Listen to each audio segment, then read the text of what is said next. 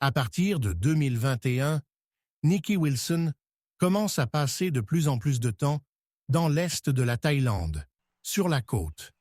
Elle explique à son entourage qu'elle a besoin de changer d'air, qu'elle souhaite investir dans de petits projets touristiques. Elle s'installe progressivement à Pattaya, plus précisément dans le quartier de Jomtien, une zone plus calme, plus résidentielle, loin de l'agitation nocturne du centre-ville. Jomtien est un endroit particulier. Des immeubles modernes, des résidences avec piscine, beaucoup d'étrangers, mais aussi des Thaïlandais de la classe moyenne. C'est un lieu où les gens se croisent sans vraiment se connaître, où l'on peut vivre discrètement sans attirer l'attention. Nikki loue un appartement au 8e étage d'une résidence proche de Jomtien Beach Road. Elle y reçoit régulièrement des amis, parfois pour quelques heures, parfois pour la journée. Elle se montre accueillante, prévenante. Elle prépare à manger. Elle offre du thé, du café, parfois des jus de fruits. C'est à Jomtien que survient l'un des décès les plus troublants de l'enquête. En août 2021, une femme nommée Kanya L, 54 ans, se rend chez Nikki. Kanya vit elle aussi à Pattaya, dans le quartier de Naklua.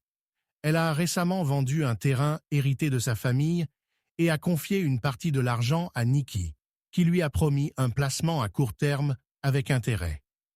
Ce jour-là, les deux femmes déjeunent ensemble dans l'appartement de Nikki.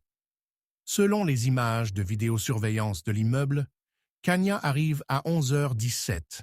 Elle semble en bonne santé.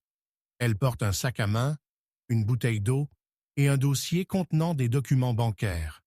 À 12h42, une caméra montre Nikki sortir brièvement de l'appartement pour jeter des déchets dans le local à poubelle de l'étage.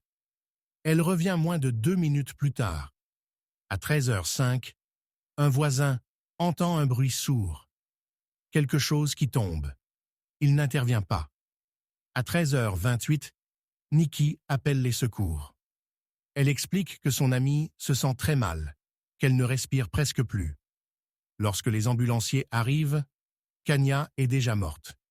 Le décès est enregistré comme une mort subite, probablement d'origine cardiaque.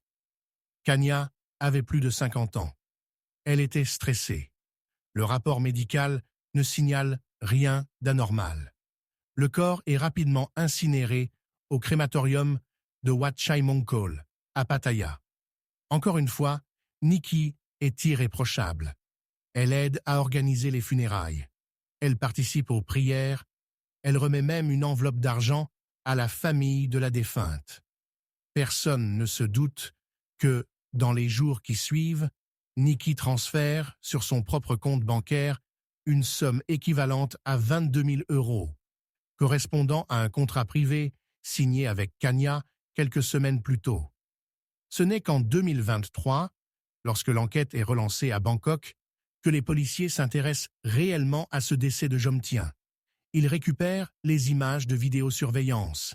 Ils analysent les relevés bancaires. Ils interrogent le voisin qui a entendu le bruit sourd. Ils découvrent que Nikki a acheté, 2 jours avant la mort de Kanya, un produit chimique industriel dans une zone portuaire de Sattahip, à une trentaine de kilomètres au sud de Pattaya. Un produit contenant du cyanure. Les enquêteurs comprennent alors que Jomtien n'était pas un refuge, mais un terrain idéal, un endroit discret, anonyme, parfait pour agir sans éveiller les soupçons. Lors du procès, ce décès à Pattaya, Jomtien joue un rôle clé. Le procureur explique que Nikki a volontairement choisi des lieux où les morts naturelles sont fréquentes, où les populations sont mobiles, où les liens familiaux sont parfois distendus. Des endroits où les questions sont rares et les réponses encore plus. Lorsque le verdict est prononcé, le nom de Pattaya, Jomtien, est cité parmi les scènes de crime reconnues officiellement par la Cour criminelle de Bangkok. Aujourd'hui encore, certains habitants de Jomtien se souviennent de cette affaire, de cette femme discrète, de cet appartement avec vue sur la mer, de ces morts qui, pendant longtemps, n'étaient que des chiffres. Et une question demeure. Combien d'autres repas ont été partagés dans cet appartement? Combien d'autres tasses de thé ont été servies? Combien de morts ont été attribuées au hasard alors qu'elles relevaient d'un choix précis, calculé, froid? Car le mal, parfois, ne crie pas, il ne frappe pas, il attend, silencieusement.